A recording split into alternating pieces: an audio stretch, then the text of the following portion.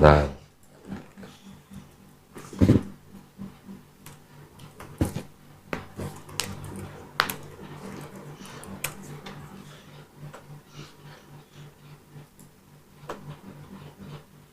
Ya, bentar ya.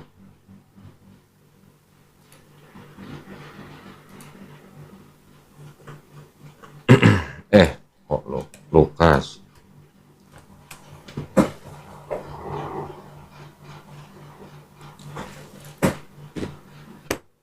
Kenapa? Karena Al-Quran juga disebut sebagai Alkitab. Oh. Tuh. Jadi, saya nyebut ini hanya sebagai Bible aja.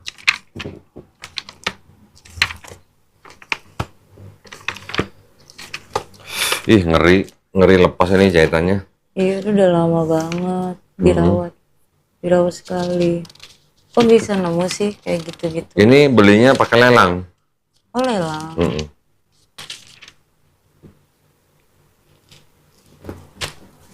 Nih yang di garis merah. Cari, ada nggak kata Assalamualaikum? Ngeri banget. Aku pegangin dah, takut jatuh. Dulu bentar, maaf. Takut pecah. Jangan. Maka malaikat itu pun datang kepadanya seraya katanya. Kencangan dikit dong bacanya. Aduh. Biar yang nonton denger dong. Siapa tahu nanti mamanya nonton.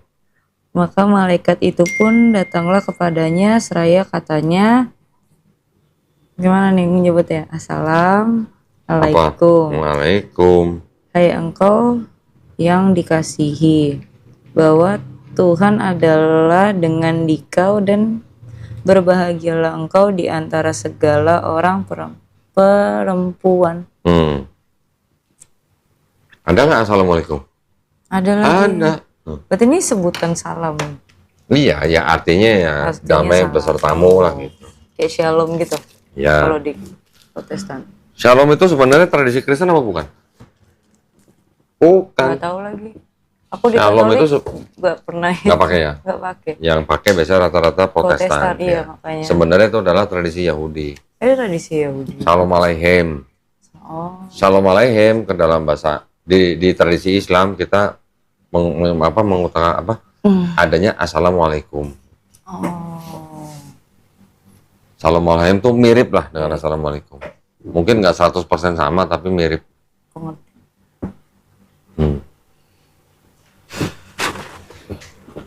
Taruh. Apa lagi dong? Tanya apa lagi? Saya boleh buka dulu. Boleh dong. Oh, ada 3 lagi ya aku. Ya, Boleh. 30 lagi nggak apa-apa. Kan yang dari buku yang aku baca tuh. Buku apa sih yang dibaca? Apa ya? Bentar ya. Mana buku? PDF doang sih. Buku apa sih? Agama Oh, PDF. Ya, agama Katolik. Agama Katolik dan Yahudi, sejarah dan ajaran, tulisan siapa tuh? Tarpin, MAG sama Khotimah, MAG. Atau Khotimah. tahu makanya. Oke, apa lagi yang tanya? Yang pertama katanya di situ kan kitab Matius tuh katanya ditulis dalam bahasa Armenia asalnya. Armenian. Terus? Tetapi tidak ditemukan, lalu muncul kan nih kitab Matius dalam bahasa Yunani.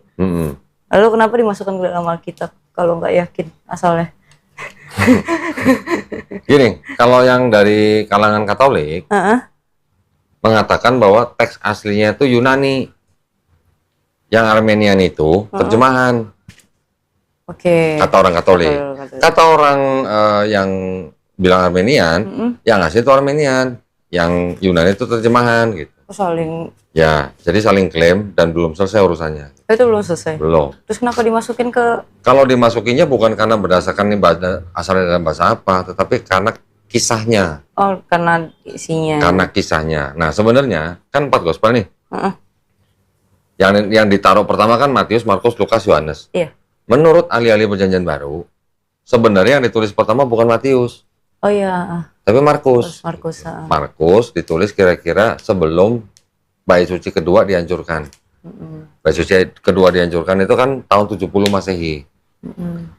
Setelah Markus ditulis, 10 tahun kemudian Matius dan Lukas nyontek dari Markus. Oh iya, yang itu jadi ditulis lagi. Karena di Matius itu 80%-nya di Markus. Markus itu ada di dalam 80%-nya Matius. Yang di Lukas 60%-nya dari Markus. Jadi kedua gospel yang Matius dan Lukas ini sebenarnya menyadur dari Markus, terus ditambahkan lagi dengan sumber kisah yang disebut dengan Q. Q itu dari bahasa Jerman, singkatannya Quell. Quell itu adalah kabar berita yang beredar di masyarakat selama puluhan tahun. Kalau kabar berita yang beredar di masyarakat selama puluhan tahun itu sebut apa? Apa? Bisa disebut apa? Sejarah. Bisa, mungkin bisa sejarah. Tapi ini kabar berita. Kabar berita. Kalau sejarah kan sudah ditetapkan gitu kan. Kalau kabar berita yang beredar di masyarakat selama puluhan tahun, apa namanya? Gosip bisa. Legenda juga mungkin bisa ya. Nah, Matius dan Lukas juga menggunakan sumber Q itu ke dalam gospel mereka.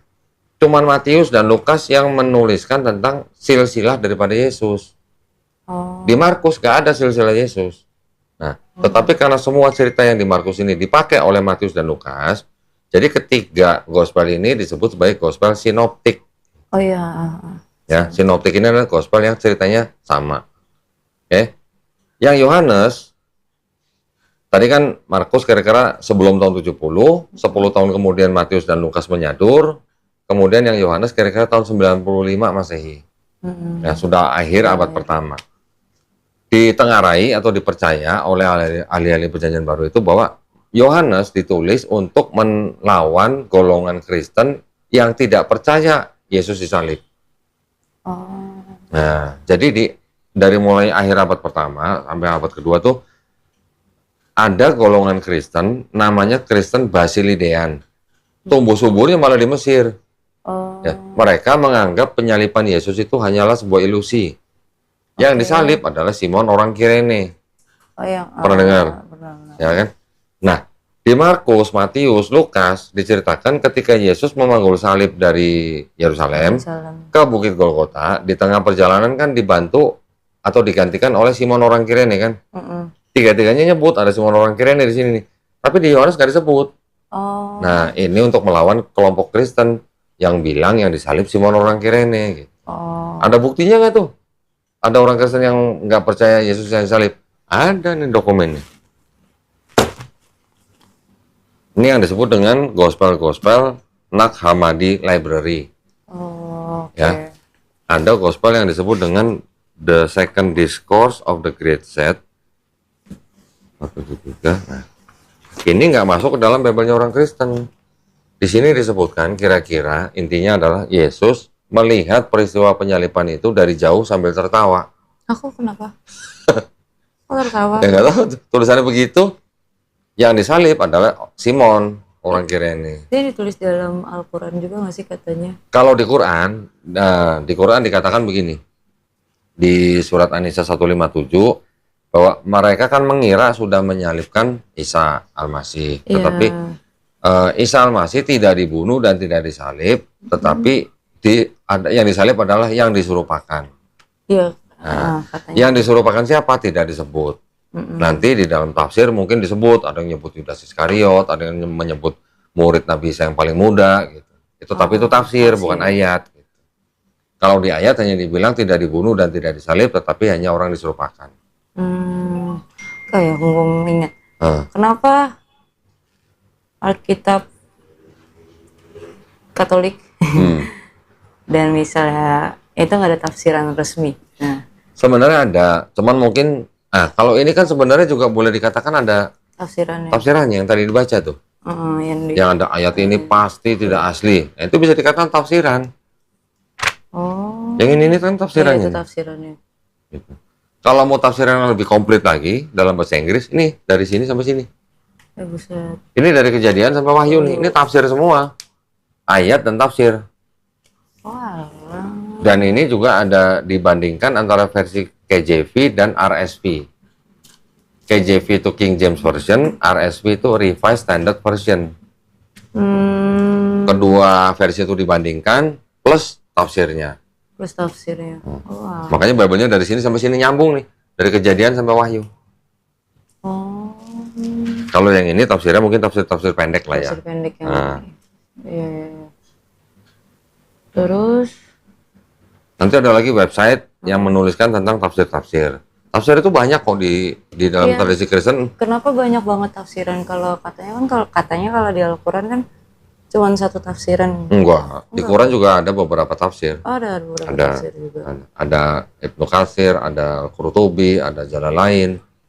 Ada beberapa tafsir ada, tetapi itu adalah biasanya tafsir-tafsir yang memang sudah diterima secara umum oleh Islam. Hmm. Di Kristen juga banyak, ada Matthew Henry, ada Full Life, ada ND, ada Jerusalem. Banyak juga macam-macam. Sama aku kepo sesuatu boleh nggak? Apa? Kan waktu itu Koko pernah nyebutin kayak yang gambar Yesus kan apa anaknya Paus yang gambar itu. Ya, itu. Itu namanya Caesar Borgia. Ya, itu. Nah, Itu baca di mana sumbernya? buka aja di Google sendiri. Buka aja di Google sendiri. Tulis aja Caesar Borgia. Tulisannya Cesare Borgia. Boleh kan ya, nggak apa-apa kan? Ya boleh, kenapa nggak boleh?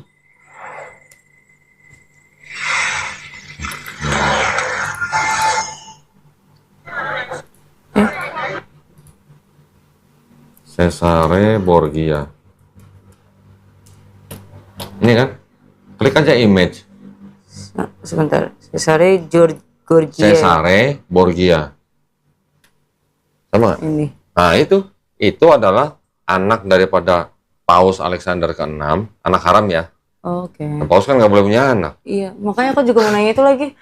Kan Paus kan seorang Paus kan nggak boleh Harus terlibat. menikah. Iya. Harus Nggak boleh itu nikah. kan. Terus Nah, kalau ini anak tiba-tiba haram. anak Paus. Saya ya sama teman-teman ada sebuah rumah yang menampung anak-anak yang kurang beruntung di daerah apa? Sini. Bisa dikatakan masuk Bekasi lah itu. Oke. Ada 2 anak. Itu anak haramnya Romo. Konspirasi dalam ya. Konspirasi. Saya nggak sebutin lah ya Romo siapa, Iya. dari mana saya nggak usah sebutin Iya. ya, menjaga etika, kode etik jurnalistik gitu kan. Itu terjadi nyata, kita yang menampung anak itu. Wah, konspirasinya bener berarti ya. Nah, ini Cesare Borgia ini adalah anak haramnya Paus Alexander ke-6 yang dijadikan model lukisan Yesus pertama kali. Oh, iya lagi. Sama lagi. Nah, dan lagi Kenapa dia yang dijadikan model? ya mungkin Mungkin urusan saat itu ya. saat itulah. Nggak Dan bisa, ya. dan ternyata Caesar Borgia ini adalah seorang Yang itu. nah yang pelangi lah gitu. Iya. Ada nggak Bible-nya pelangi? Udah lihat loh. Gitu. Aku lihat di YouTube ya. Boleh sendiri, buka sendiri boleh. Boleh, Kak. Silakan. Aku kepo lagi. Kepo. Kaget aku pas lihat videonya. Itu sebenarnya isinya berdasarkan dari sini tadi yang KJV. Oh. Ya, yang tadi dibaca nih, yang ini nih, ini juga KJV nih. Ya. KJV itu kan, ya ini saya punya edisinya nih, edisi 1611 nih, terbitan 1611. Iya. King James Version. King James adalah Raja James di Inggris yang menyuruh penerjemah untuk menerjemahkan Bible ke dalam bahasa Inggris. Nah, ini pertama kali keluarnya ini modelnya. Ini isinya sama nih. Ini print ulang ya. Iya, iya. Tapi ini isinya sama dengan aslinya. Oh, Tuh, masih begini tuh. Gambar-gambarnya masih zaman dulu tuh. iya seperti barang. Nah, King James ini adalah seorang bisex. Dia married sama perempuan, tapi dia juga seorang gay. Oh iya, iya, iya. Sama teman-temannya gay dia Dia ini. dia dipanggilnya Queen James. Nah, itulah Bible-nya. Tuh di bawah lihat ada udah Queen James Bible kan? Iya, iya, iya. Isinya sama dengan King James, cuman ada beberapa ayat yang dirubah kata-katanya. Tujuannya apa? Supaya menghindari misinterpretasi terhadap homofobik. Oh. Dia Menarik ketawa. sekali dunia. Ya. Dan sudah ada gereja ya, udah cukup lama yang apa namanya? Yang memberkati pernikahan sesama jenis. Di Indonesia apa? Di Amerika, di Oh, Amerika. Bahkan belum lama Paus Paulus kan, Paus Paulus apa Paus Yohanes, pokoknya Paus yang terakhir sekarang ini menyetujui lah atau pernikahan sesama tapi kayaknya kalau nggak salah bukan pemberkatan di gereja tapi di luar gereja. Tapi dia yang berkatin juga. So, gimana caranya? Padahal Bible kan melarang perbuatan itu, nggak boleh. Untuk Karena kan yang diciptakan juga Adam dan Hawa, bukan Adam dan Yusuf gitu. Iya sih. Kenapa yang pelakunya malah melanggar sendiri Bible-nya? Gitu. Tapi kenapa jadi orang-orang ngikutin dia? Ya. Tapi itu udah lama sih. Dan kelompok ini kan kelompok yang LGBT ini bukan kelompok yang kaleng-kaleng. Mereka bisa sampai mempengaruhi pemerintah untuk mengeluarkan undang-undang. Iya. Ya kan? Dengan alasan HAM. Iya. Ya kan? Jadi karena pemerintah sudah mengeluarkan undang-undang bahwa orang bisa menikah sesama jenis, gereja kan mau nggak mau harus memberkati.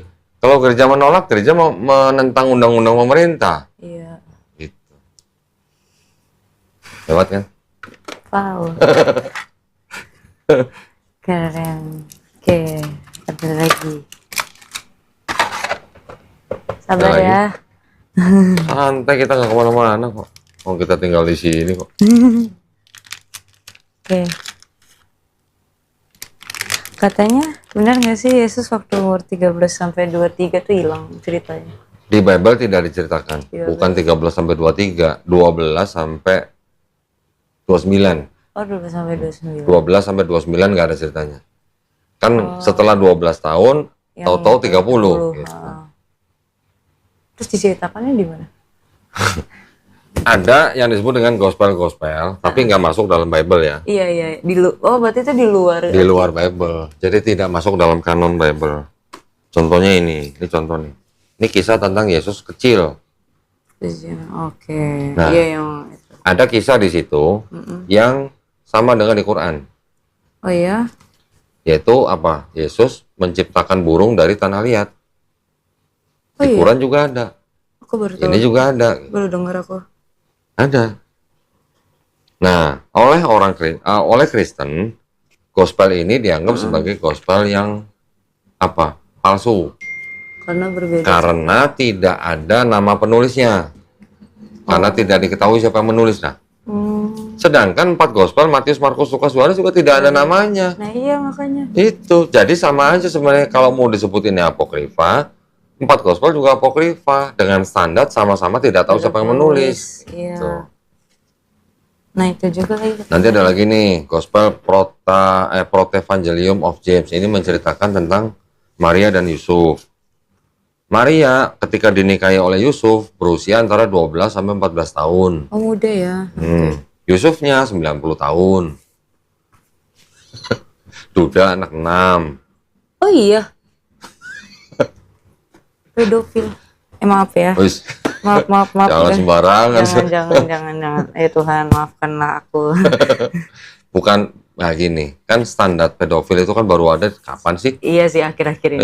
Iya, baru abad 19. Tapi kan zaman dulu Nggak ada. okay deh. Di Yahudi, anak perempuan 3 tahun lebih sehari, ya, itu sudah boleh digauli.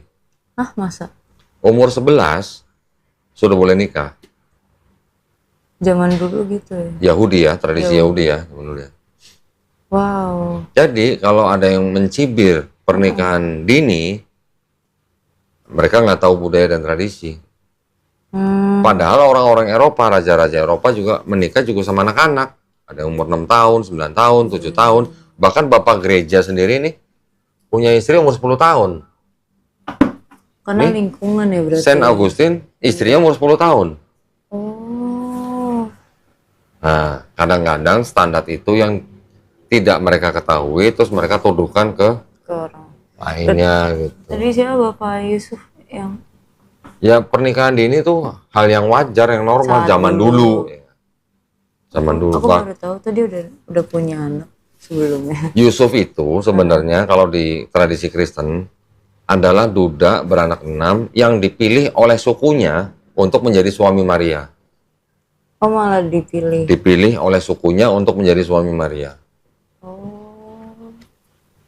Tradisi ya, ini tradisi Kristen ya. Iya, iya, iya. Karena kan Maria kan hamil tanpa hubungan badan suami istri. Katanya dari Roh Kudus gitu. Ceritanya. Jadi dipilihlah suami oleh sukunya, jadi Yusuf. Tapi saat itu Maria udah tahu kalau dia lagi hamil.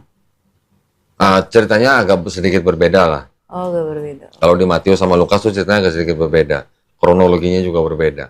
Oh. Tinggalnya juga beda. Itu kajiannya agak dalam. Tapi kalau mau cek bisa saya ceritain. Beda gitu ya. Jadi antara Matius dan Lukas, sosok Yesusnya tuh beda. Kok bisa?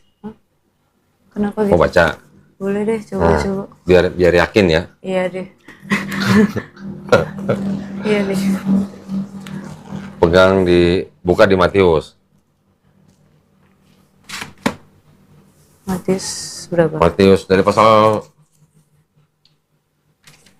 1 aja.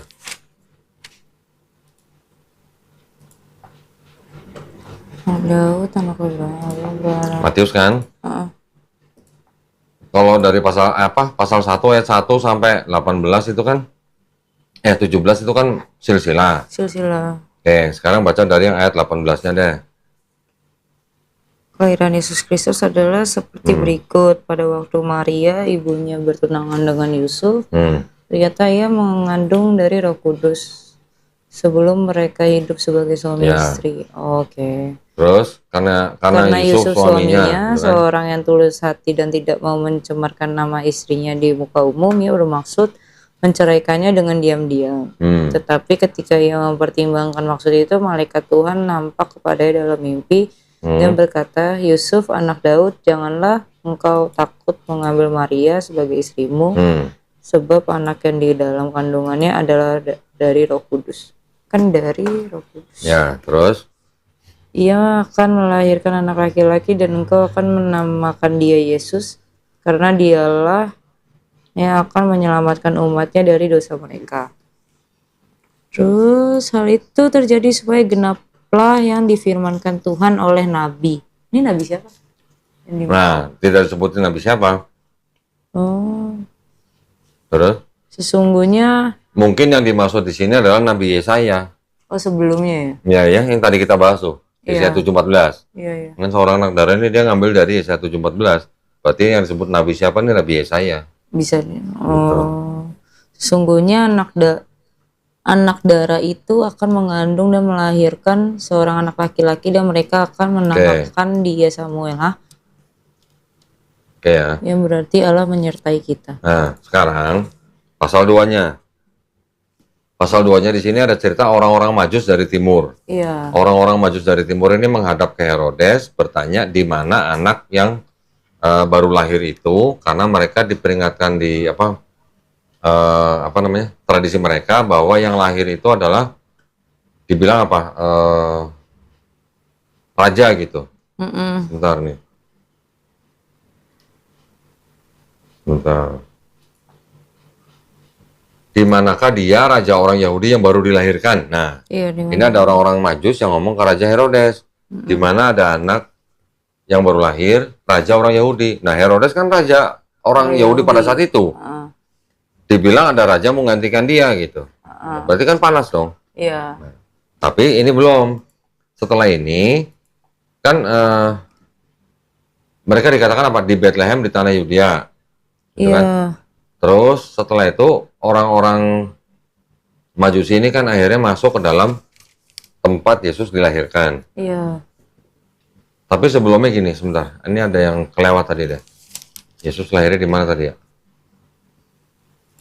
Di pasal 1. Pasal 1. Dari mulai ayat 18 tadi udah ya?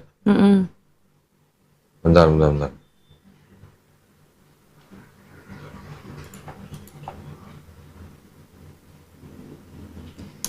Anak lahir dan Yesus menamakan dia. Tempat lahirnya nih, kita harus lihat tempat lahirnya nih.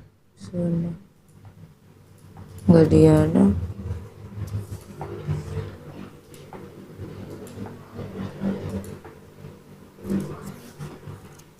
Nah,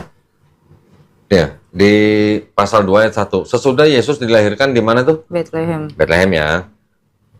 Berarti Yesus tinggalnya di mana kalau begini? Orang tuanya Yesus berarti tinggalnya di mana? Bethlehem. Bethlehem dong, ya. Bethlehem. Mendingan dicatat. Matius, orang tua Yesus tinggal di Bethlehem. Oke. Catat ya. Atau kita tulis di PowerPoint ya. PowerPoint. Ini supaya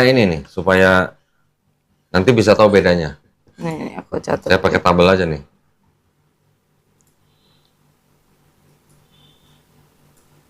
Yesus lahir di Bethlehem.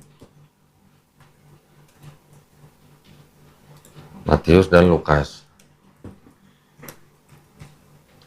Berarti Yusuf dan Maria ada di Bethlehem. tinggal di Bethlehem kan? Bethlehem. Karena dilahirkan di situ Yesus. Ya, Yesus lahir kan di Bethlehem. Masa pisah, nggak mungkin. Ini di Matius 2 ayat 1 ya. Iya, 2 ayat 1 benar. Terus kita baca lagi. Setelah orang-orang Majus Timur itu melihat Yesus memberikan persembahan, mereka berangkat kan? Setelah mereka pergi, nampaklah malaikat Tuhan di ayat 13. Nampaklah malaikat Tuhan kepada Yusuf dalam mimpi, bangunlah, ambil anak itu serta ibunya, larilah ke Mesir dan tinggallah di sana sampai aku berfirman kepadamu, karena Herodes akan mencari anak itu untuk membunuh dia. Lalu Yusuf bangun, diambil anak itu serta ibunya malam itu juga kemana? Menyingkir ke Mesir. Dan tinggal di sana sampai Herodes mati. Hal itu terjadi supaya genap mana firman di Tuhan oleh Nabi, dari Mesir kupanggil anakku. Jadi Yusuf membawa Maria dan Yesus ke Mesir. Ini di Matius berapa? Matius 2 ayat 13 sampai 15. Betul. Terus berikutnya ayat 16 ya. Ketika Herodes tahu kan dia mau membunuh semua anak di Bethlehem dengan yang berumur 2 tahun ke bawah.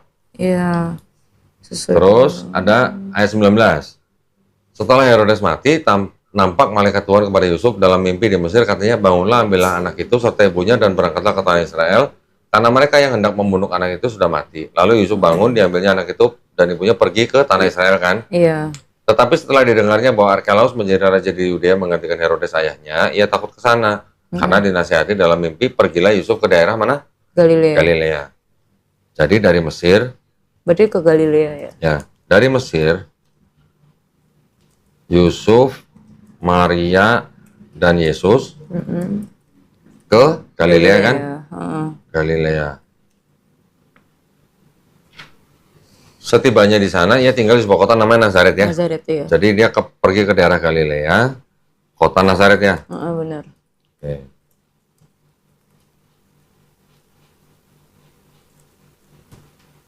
Ini di Matius 2 ayat 19 sampai 23 ya.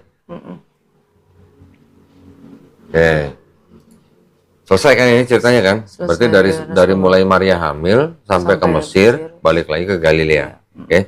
Nah, sekarang kita cek dulu nih. Herodes Agung ini meninggalnya tahun berapa?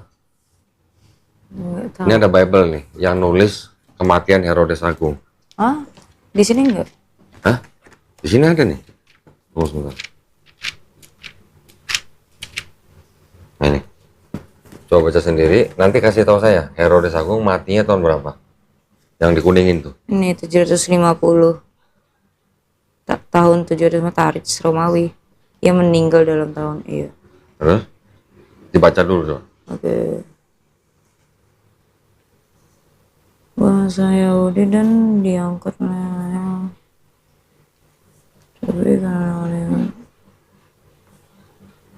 Ia meninggal dalam tahun 750 Tarits Romawi. Jadi 4 tahun sebelum tahun 1 Tarits Masehi. Sebab itu sudah pasti bahwa Yesus lahir kira-kira tahun 6 sebelum awal Tarits kita.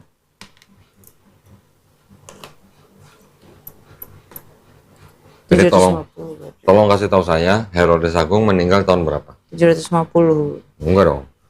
Nih. Ada kata apa nih? 6 tahun. Enggak. 6. Dia meninggal dalam tahun 700 tarik Romawi. Artinya penanggalan Romawi tahun 750. Jadi 4 tahun sebelum tahun 1 tarik Masehi.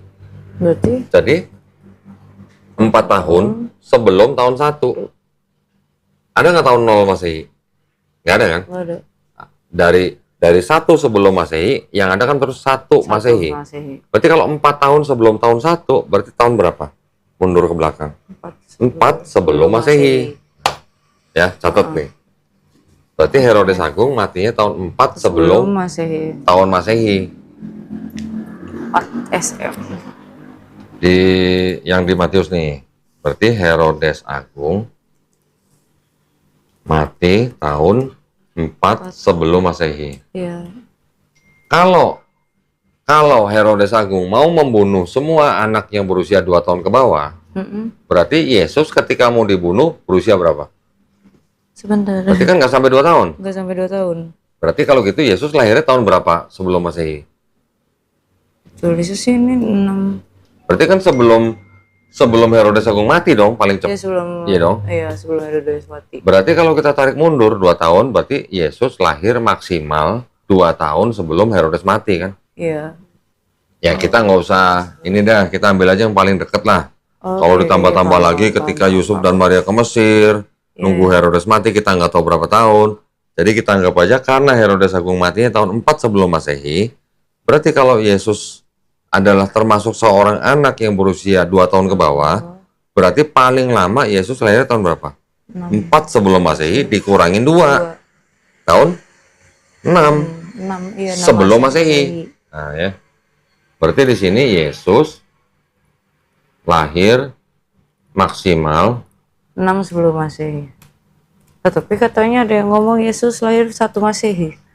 Nah, itu kan anggapan orang. Iya Karena sih. apa? Karena kan tahun Masehi. Masehi itu apa? Masehi itu yang Mesias. Mesias itu siapa ya? Yesus. Jadi dianggapnya kalau tahun Masehi, Yesus lahir tahun 1. Itu anggapan yang salah. Oke. Itu kan hanya penetapan kalender aja kapan mulainya. Oke, sekarang udah jelas ya. Oke. Berarti yang di Matius, Yusuf dan Maria tinggal di Bethlehem, Yesus lahir di Bethlehem, Matius 2 ayat 1, Yusuf membawa Maria dan Yesus ke Mesir, Matius 2, 13-15, dari Mesir, Yusuf, Maria, dan Yesus kembali ke Galilea di kota Nazaret, Matius 2, 19-23. Herodes Agung mati tahun 4 sebelum Masehi, berarti Yesus lahir maksimal tahun 6 sebelum Masehi. Setuju ya? Setuju. Sekarang buka Lukas.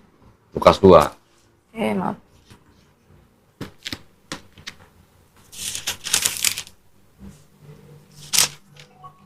Lukas 2 Nah, coba baca. ayat 1. Nah. Pada waktu itu Kaisar Agustus mengeluarkan suatu perintah menyuruh mendaftarkan semua orang di seluruh dunia. Inilah pendaftaran yang pertama kali diadakan sewaktu Kirenius menjadi wali negeri di Syria. Terus? Syria. Maka pergilah semua orang mendaftarkan diri masing-masing di kotanya sendiri. Demikian juga Yusuf pergi dari kota Nazaret di Galilea ke Yudea, ke kota Daud yang bernama Bethlehem. Karena ia berasal dari keluarga dan keturunan Daud. Supaya didaftarkan Tunggu sebentar. Yusuf pergi dari mana? Pergi dari kota Nazaret. Nazaret. Kalau di Matius tadi Yusuf dan Maria tinggal di mana? Ya, lupa. Nih, lihat tabel aja nih. Tinggalnya di Bethlehem. Bethlehem. Ya, ini Yusuf dan Maria pergi ke Yudea dari mana? Nazaret. Dari Nazaret. Nazaret Di Galilea. Galilea. Berarti ya, kalau gitu Yusuf dan Maria tinggalnya di Nazaret. Nazaret. Beda. Tinggal di Nazaret. Oke. Terus habis itu kan pergi ke Yudea kan? Ke Yudea. Untuk apa? Untuk ini. Sensus. Nah, terus baca lagi. Ke kota Daud yang bernama Bethlehem. Karena ia berasal dari keluarga dan keturunan Daud. Supaya didaftarkan bersama-sama dengan Maria, tunangannya yang sedang mengandung. Terus? Ketika mereka di situ, tibalah waktunya bagi Maria untuk bersalin dan ia melahirkan seorang anak laki-laki. Anaknya yang sulung lalu dibungkusnya dengan lapin dan dibaringkannya di dalam palungan karena tidak ada tempat bagi mereka di rumah penginapan. Jadi Yusuf dan Maria tinggalnya awal di Nazaret, Mm-mm. terus pergi ke selatan. Pernah lihat petanya Palestina? Pernah lihat? Belum. Nih. Kalau Nazaret itu di utara. Oh, oke. Bentar. Galilea, Galilea. Nih ya, ini aja deh. Kelihatan. Hmm? Nah, ini kan udah Libanon nih. Iya, Libanon. Ini Israel nih kan begini nih. Oh, oke. Yang di utara nih Nazaret nih. Bisa lihat nggak nih? Mm-mm. Ya ini ada tulisan Nazaret nih. Yerusalem kan di bawah. Yudea nih namanya daerah Yudea nih. Oh, itu Nah, Bethlehem tuh di bawahnya Yerusalem nih. Oh. Kelihatan kan? Ini Nazaret, ini Bethlehem. Kalau yang di Matius, Yusuf dan Maria tinggalnya di Bethlehem. Yesus lahir di Bethlehem. Terus kemudian mereka ke Mesir. Setelah mereka dari Mesir, pulangnya ke Nazaret di utara. Iya. Oke. Kalau tadi yang di Lukas 2, Yusuf dan Maria tinggalnya di Nazaret. Ketika ada sensus yang diadakan oleh Kirenius, baru mereka ke Yudea nih. Ini Yudea di sini. Sampai di sini waktunya Yesus waktunya Yesus lahir. Lahirnya di sini. Jadi di Matius dan Lukas lahirnya sama-sama di Bethlehem. Tapi asal kotanya yang beda. Asal kotanya. Kalau Matius dari Bethlehem, kalau Lukas dari Nazaret. Nazaret. Ya, itu udah beda ya. Berarti yang di sini Yusuf dan Maria tinggal di Nazaret. Ini di Lukas berapa tadi? Lukas 2. Lukas 2 ayat 4 ya. Ayat 4. 2 ayat 4. Oke. Terus setelah itu kan ada cerita yang gembala-gembala nih. Ini kan Yesus udah lahir. Terus ada gembala-gembala dapat kabar dari malaikat. Terus nah nih, yang pasal apa ayat 21? Pasal berapa, sorry? Ayat 21, Lukas 2. Ayat Lukas 2 ayat 21 kan Yesus ketika 8 hari disunat. Iya. Dan diserahkan kepada Tuhan. Jadi Yesus di Lukas dikatakan disunat, kemudian dia diberi nama Yesus. Terus ketika genap waktu pentahiran, ini ada menurut hukum Musa, mereka membawa dia ke Yerusalem untuk menyerahkan kepada Tuhan. Seperti ada hukum Tuhan, semua anak laki-laki sulung harus dikuduskan bagi Allah. Dan untuk mempersembahkan ini segala macam. Ini terus ada sebentar. Yang Maria Tahir itu di mana ya?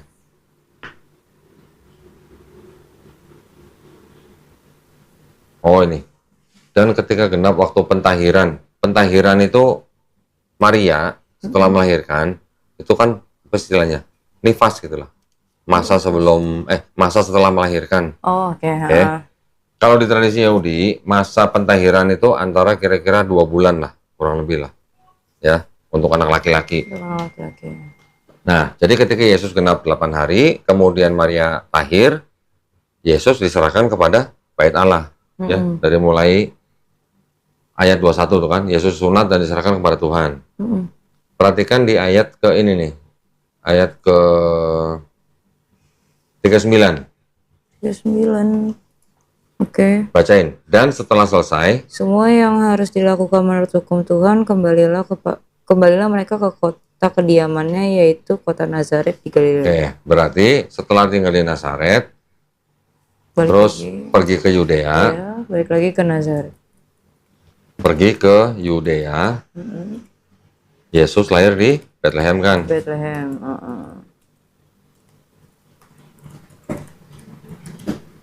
Ini ada di Lukas berapa tadi? Lukas 2 ayat 4. Terus 4 ya? 4 ya? Ayat 4. 2 ayat 4. Sama berarti ya ini ya. Berarti ini gue potong di sini.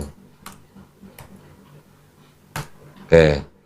Dari Bethlehem setelah Yesus diserahkan ke bait Allah, Yusuf, Maria, dan Yesus kemana? Aduh tadi, sorry. Kembalinya kemana? Ayat 39. Nazaret. Ke Nazaret. Di Galilea. Kota Nazaret. Kota Nazaret ya di Galilea ya. Di Galilea. di Galilea. Nah, sekarang yang jadi poin adalah gini. Quirinius di ayat 1, ayat 2. Inilah pendaftaran yang pertama kali diadakan sewaktu Quirinius menjadi wali negeri Syria. Iya. Tahun berapa Quirinius jadi wali negeri Syria? Nah, ini poin nih. Oke. Quirinius jadi wali negeri Syria itu di tahun 6 Masehi. Oh, pasti karena pendataan Karena Yusuf kan mau. Quirinius diangkat menjadi wali negeri Syria tahun 6 Masehi itu untuk melucuti Arkelaus anaknya Herodes Agung. Mm, Ya. Kan yang menggantikan Herodes Agung setelah Herodes Agung mati kan Arkelaus, ya kan? Itu dilucuti oleh Quirinius di tahun 6 Masehi. Buktinya mana? Ada buku-buku sejarahnya ada. Ini gue bisa tunjukin nih. Bentar.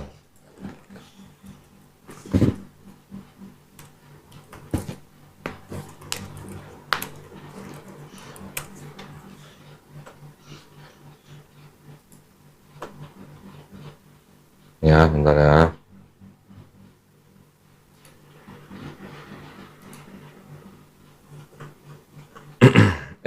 Kok Lukas?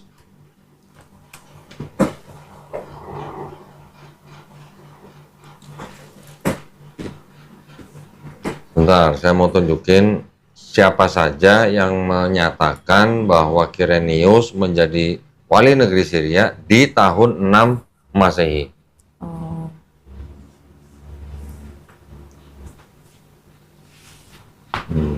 Bentar.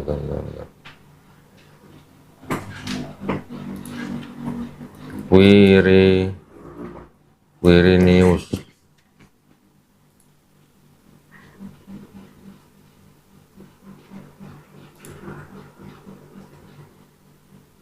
Nah, ini.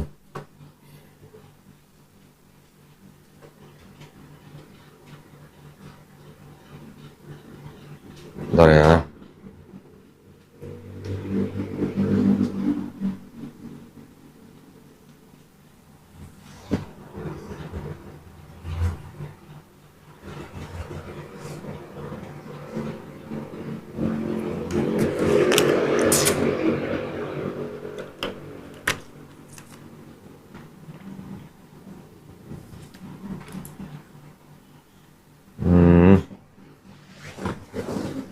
Nah ini ada nih. Ada nih komentari dari, ini malah dari Kristen sendiri nih. Ellicott's komentari nih, for English Reader. Jadi, yang menjadi wali negeri itu, tahun 9 sebelum Masehi, Sentius Saturninus. Tahun 6 sebelum Masehi, T. Quintilius Varus. Tahun 6 Masehi, P. Sulpicius Quirinius atau Quirinius. Tahun 6 Masehi. Kalau nggak salah nanti saya juga ada buku yang menyatakan bahwa Quirinius itu jadi wali negeri untuk melucuti siapa? Arkelaus. Nanti ada. Iya. Ini kalau nggak salah juga ada nih. Nih, The Census diadakan tahun 6 Masehi. Ya. Oke. Jadi di sini 6 Masehi ya. Iya, 6 Masehi. Berarti jadi ketika 6 Masehi ini kan Yesus lahir di Bethlehem. Benar. Kalau di Matius Yesus lahir kan maksimal tahun 6 sebelum Masehi. 6 sebelum Masehi sampai 6 Masehi berapa tahun? 6 sebelum Masehi. 6 Masehi. Total? 1000 ya? Enggak dong. 6 tahun sama 6 tahun. 12 tahun. Oke, sorry. 6 tahun sebelum Masehi, 6 tahun Masehi. 12 tahun 12 sih tahun. bedanya. Boleh nggak saya nanya gini, ada berapa Yesus di Bible? Buset. Iya, kalau gitu ya. Karena kronologinya jelas loh. Kalau yang Matius, Yusuf dan Maria tinggalnya di Yerusalem atau Yudea. Yesus lahir di Bethlehem, habis itu ke Mesir, pulang ke Nazaret di Galilea. Kalau di Lukas, Yusuf dan Maria tinggalnya di Nazaret, pergi ke Yudea, Yesus lahir di Bethlehem, habis diserahkan ke Bait Allah, kembali lagi ke Nazaret. Nggak pernah ke Mesir. Iya, nggak pernah ke Mesir. Ya kan? Jaraknya Quirinius menjadi wali negeri Syria tahun 6 Masehi, yang di Matius Herodes Agung mati tahun 4 sebelum Masehi. Berarti Yesus lahirnya sebelum Herodes mati. Bedanya 12 tahun. Iya. Jadi ada berapa Yesus? Buset, 12 tahun loh. Ini udah permasalahan ini. Iya. Di kalangan Kristen sendiri sudah diperdebatkan selama ratusan tahun. Dan nggak ada yang bisa Nggak ada jawab. hasil yang memuaskan. Ini terlepas dari silsilah yang berbeda loh ya. Iya, iya, iya. Kan Matius ada silsilah, Lukas juga ada silsilah. Ini juga kan beda silsilah. Mikir lagi. Aduh. Kalau memang dikatakan Oke. Bible adalah kitab yang lengkap, Mm-mm. mau dikatakan lengkap, oke lah lengkap, tapi banyak salahnya gitu. Nah, iya. Ya, mau contoh kecil aja, contoh kecil. Boleh. Kalau ini udah jelas nih, kita harus bikin tabel nih ya. Iya. Kalau yang di Bedanya Matius 2, signifikan banget. kalau di Matius 1, ini kita jadi belajar ngitung nih. Nanti matematika. Ayat 17 coba baca. Jadi seluruhnya ada 14 keturunan dari Abraham sampai Daud. 14 keturunan dari Daud sampai pembuangan ke Babel. Babel. Babel. Dan 14 keturunan dari pembuangan ke Babel sampai Kristus. Jadi 14 kan? Iya, 14. Coba kita hitung. Mau belajar hitung nggak? Hitung dari Abraham. Ya, inilah kan. Sorry. Iya. Anak Abraham. Abraham berarti generasi pertama kan? Iya, Abraham pertama. Memperanakan siapa? Yakub. Mana sih memperanakan Ishak? Ishak. Berarti Abraham 1, Ishak 2 kan? Ishak Nah, 2. terus. Buset. Abraham 1, Ishak 2, habis Ishak siapa? Yehuda. Yakub, terus Yehuda. Terus? Yehuda, Peres. Hitung ya. Ya Tuhan. Gua sebat nih. Sambil nunggu dia ngitung. Peres 5 dan Zera 6. Zeron, Hezron, Ram, Aminadab 10, 11, 12, 13. Berapa tadi? 14, 15, 16. Benar, sampai Daud. Ini Daudnya belum? Daud itu berarti dihitung dong. Belum tadi. Pokoknya Abraham 1, Daudnya ke berapa? 14 kan? Iya, 14. Bener kan 14? Bener, udah dihitung 14. Lebih. Enggak dong. Dari Abraham sampai Daud, Oh iya, 14. 14 benar. Sekarang dari Daud ke pembuangan Babel, coba hitung. Saya udah ngitung, 14 juga, bener. Oke. Sekarang dari pembuangan Babel ke Yesus. Nyampe nggak 14? Sebentar. Coba hitung. Berarti ngitungnya harus Pembuangan begini. Babel. Mohon maaf. Kan di sini kan Babel. sampai pembuangan Babel. Di sini ada nama siapa nih? Ini Yekonya kan? Yekonya. Yang di atas Yekonya terhitung nggak? Memperanakan Yekonya, berarti Yekonya kan hitung. Sampai ke 14 nih. Iya. Berarti Yekonya di sini dihitung lagi nggak? Enggak Harusnya dong. enggak. Nah, berarti mulainya dari siapa? Sealtiel. Dari Sealtiel sampai Yesus, coba berapa dihitung? Buset. Mana tadi? Sealtiel memperanakan. Ya, Sealtielnya dihitung ya? Dihitung, Sealtielnya dihitung dong.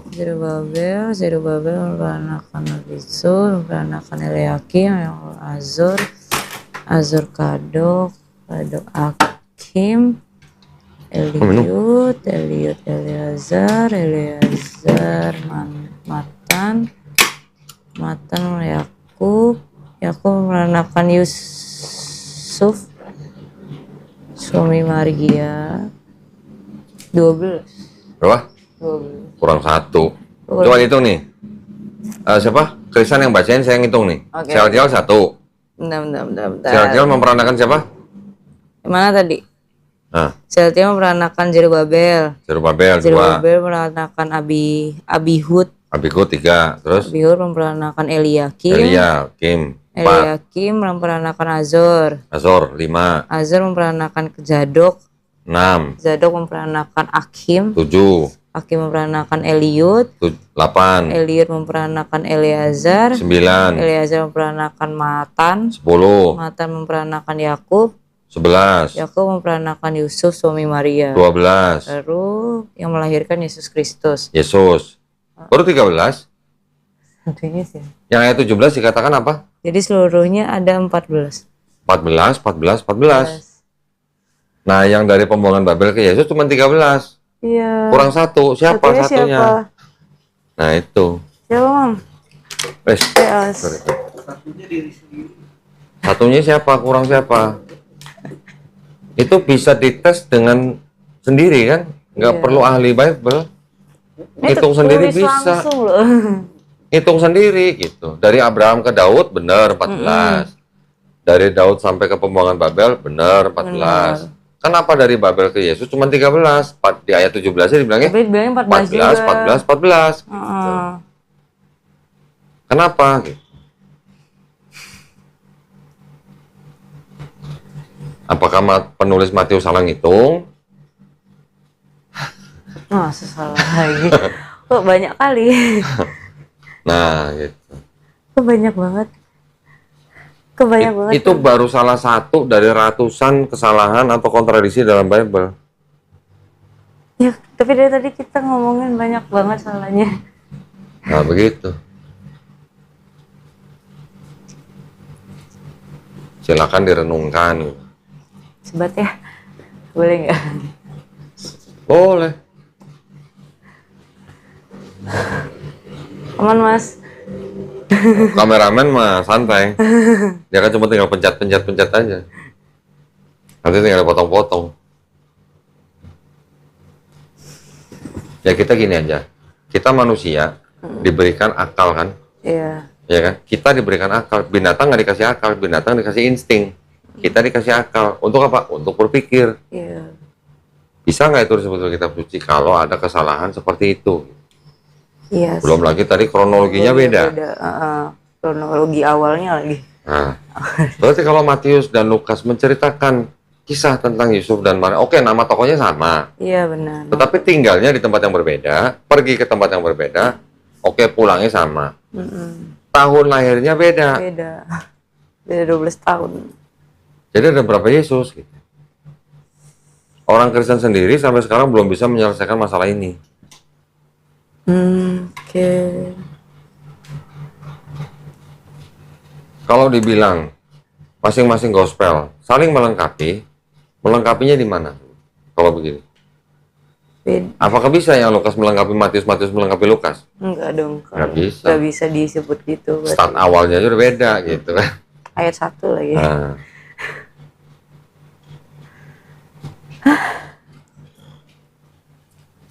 Kalau bisa bahasa Sunda saya nanya, kumaha damang? Apa artinya? Artinya gimana kabarnya? Gitu. Gimana baik? Nah, itulah yang ada di Bible yang tidak semua orang Kristen tahu. Gitu. Iya sih. Kalau nggak belajar. Kan selama ini kalau Kristen ke gereja, bawa Bible nggak? Enggak. Kalau Protestan bawa. Tetapi apakah pendetanya ngebacain yang begini-ginian? Oh, udah ada beda nih gitu. Enggak. Ya enggak lah. Ini bacain. Enggak baca. Di Katolik cuman perjanjian baca 1, bacaan 2 Injil. Udah gitu kan? Udah, tapi nggak ada pembahasannya, kadang juga beda dari Alkitab juga gitu. Jadi kalau di Islam yang kita tahu dengan Injil itu adalah wahyu yang diturunkan kepada Nabi Isa Al-Masih khusus untuk Bani Israel pada zaman itu. Udah selesai. Sesimpel itu. Injil itu adalah wahyu. Okay. Apakah Nabi Isa Al-Masih menulis kitab Injil? Enggak. Tidak diceritakan di Quran ya. Kita tidak juga boleh berasumsi gitu loh. Iya. Jadi karena Injil adalah wahyu, kata kitab di dalam Quran itu artinya bisa wahyu yang dituliskan, bisa juga artinya hukum, ketetapan atau perintah. Nah ya, itu tuh sama berarti. Sama artinya. Okay. Arti kitab itu bisa itu. Gitu. Bisa itu. Jadi ada nih saya buktiin. Saya bisa buktikan perkataan ini.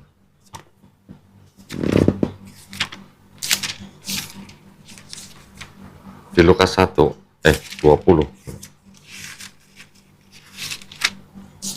Lukas 20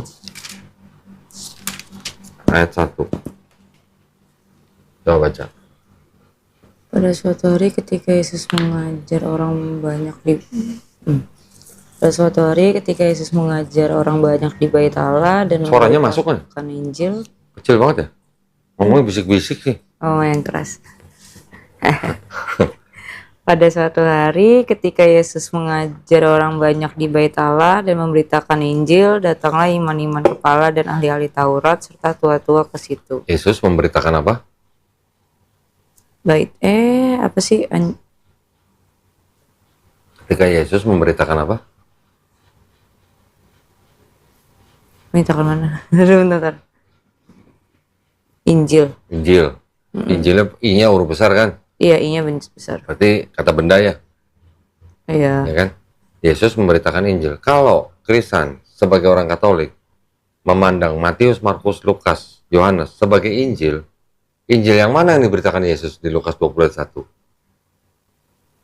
Apakah Injil Matius, Markus, Lukas, Yohanes? Enggak dong. Enggak dong, belum ada. Belum ditulis. Gospel yang pertama Markus ditulis kira-kira hampir tahun 70 Masehi.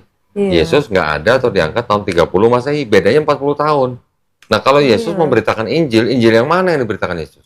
Nah, iya mana? Nah, itulah wahyu yang diterima oleh Tuhannya Yesus. Oh.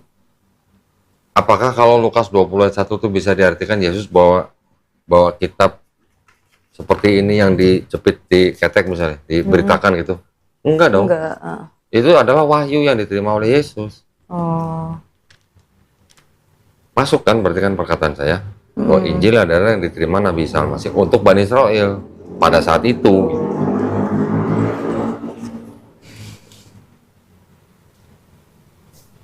Bisa diterima? Itu bisa lebih make sense sih. Lebih make sense yang itu. Nah. Jadi buat kita Islam, kita memandang Matius, Markus, Lukas, Yohanes itu bukan Injil yang diterima oleh Nabi Isa. Tetapi Matius, Markus, Lukas, Yohanes ini hanya catatan biografinya Yesus gitu. Jadi kayak ceritanya Ya, aja kehidupannya biografi gimana. lah. Dari mulai lahir sampai disalib, sampai bangkit, sampai diangkat gitu. Iya. Biografinya. Tapi apakah benar itu wahyu yang diterima oleh Yesus? Enggak, Enggak. karena belum ada saat itu. Ya, kan. walaupun di dalam 4 gospel itu mungkin masih ada sisa-sisa pesan Yesus yang sama di dalam Quran dan di dalam Perjanjian Lama. Iya. Kalau di dalam Perjanjian Lama, kan Yesus mengulang pesan Musa. Iya. Yang tadi, dengarlah ya bangsa Israel, Tuhan Allah kita, Tuhan itu Esa. Itu sama dengan pesan di situ. Di Yohanes ada pesan begini. Buka ya.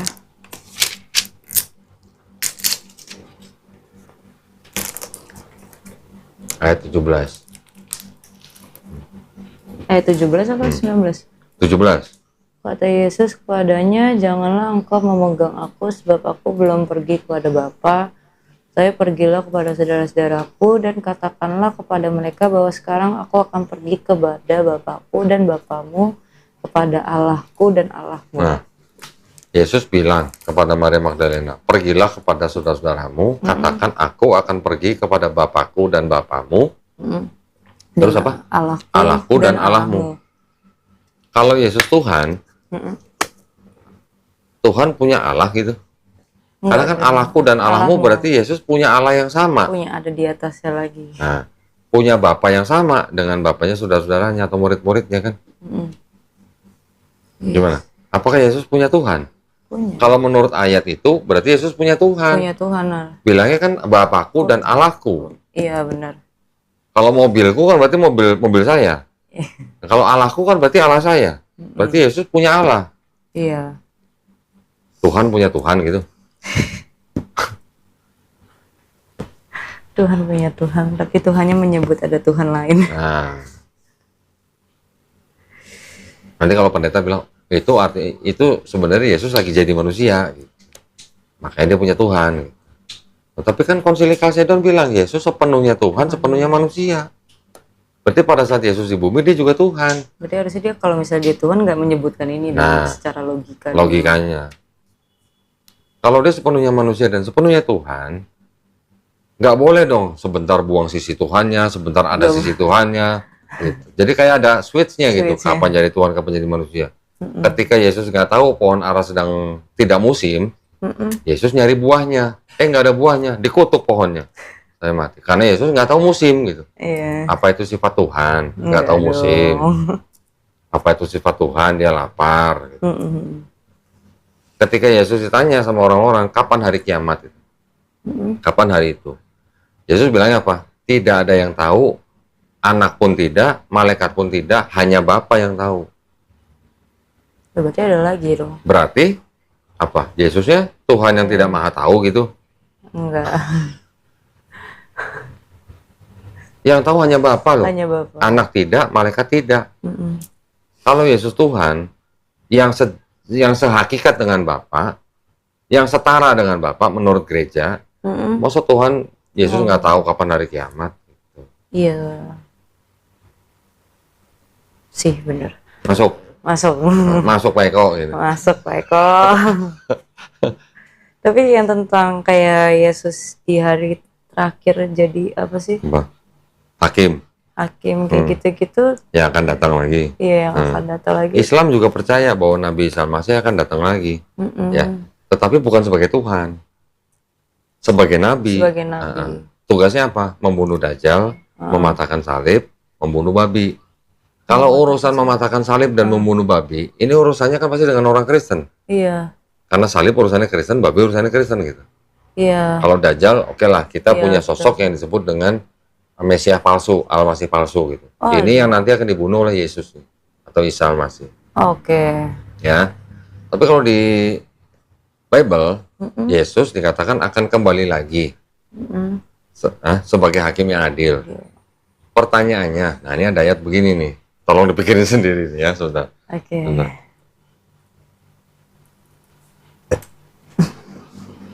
Coba buka Matius 16:28.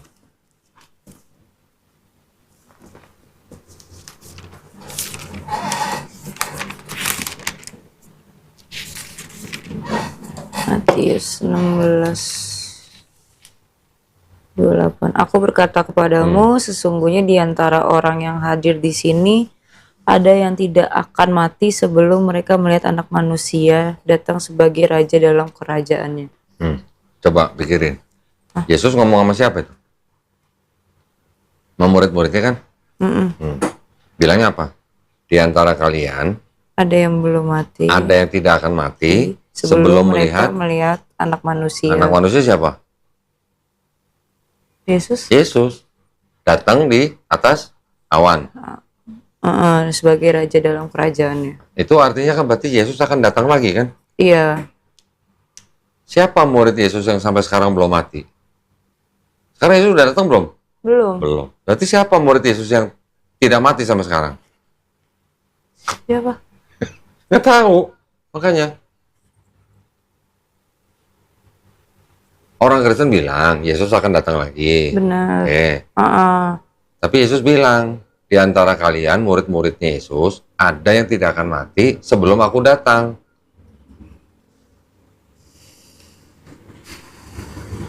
Make sense nggak gitu maksudnya?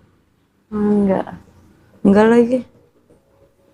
Nah, jadi kalau menurut akademisi atau ahli penjelasan